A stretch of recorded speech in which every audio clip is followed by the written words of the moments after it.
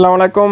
Starlink বর্তমানে কোন কোন দেশে তাদের সেবা দিয়ে যাচ্ছে, আজকের এই ভিডিওতে সেই বিষয়টা সম্পর্কে বিস্তারিত বলবো। যদি স্টারলিংক সম্পর্কে আপনি বিস্তারিত জানতে চান তাহলে এই ভিডিওটা আপনার জন্য।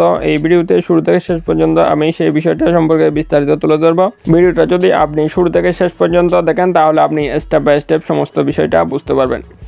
2024 সালের শেষের হিসাব অনুযায়ী স্টারলিংক বিশ্বের 70টি দেশে তাদের অঞ্চলে বা স্যাটেলাইটের সেবা চালু করেছে। তার মধ্যে রয়েছে উত্তর ও দক্ষিণ আমেরিকা এবং ইউরোপ এবং এশিয়া প্রশান্ত মহাসাগরের অঞ্চল। এছাড়াও রয়েছে মধ্যপ্রাচ্য ও আফ্রিকা। স্টারলিংক যেসব দেশে আসছে শীঘ্রই অনুমোদন প্রক্রিয়াধীন। বাংলাদেশে বিআরটিসির সাথে আলোচনা চলছে। দক্ষিণ আফ্রিকা, পাকিস্তান, ভিয়েতনাম এবং থাইল্যান্ডে স্টারলিংক আসার অনুমোদন প্রক্রিয়াধীন রয়েছে। যেসব দেশে স্টারলিংক সম্পূর্ণভাবে নিষিদ্ধ তার মধ্যে রয়েছে চীন, এটা সরকারি নিষেধাজ্ঞা অনুযায়ী সম্পূর্ণভাবে নিষিদ্ধ। সরকারি নিষেধাজ্ঞা রয়েছে স্টারলিংকের উপর চীনে।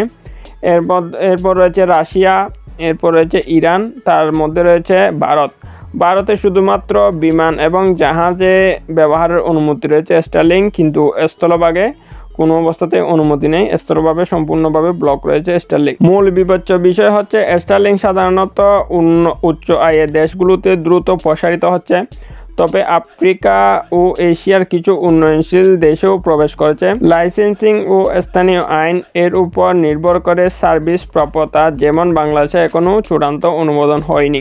বন্ধুরা, এই হচ্ছে আজকের ভিডিও। এছাড়াও আপনি যদি যে কোনো নির্দিষ্ট দেশ সম্পর্কে জানতে চান বা যে কোনো নির্দিষ্ট দেশে স্টারলিংক চালু আছে কিনা সেটা সম্পর্কে যদি জানতে চান তাহলে অবশ্যই ভিডিওতে একটা কমেন্ট করুন, তাহলে আমি অবশ্যই সেই কমেন্টের রিপ্লাই দেব এবং আপনাকে জানিয়ে দেবো যে সেই দেশে স্টারলিংক অনুমোদন রয়েছে কি না।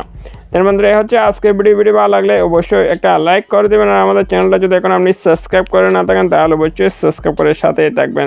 সবাই ভালো থাকবেন। আল্লাহ হাফেজ।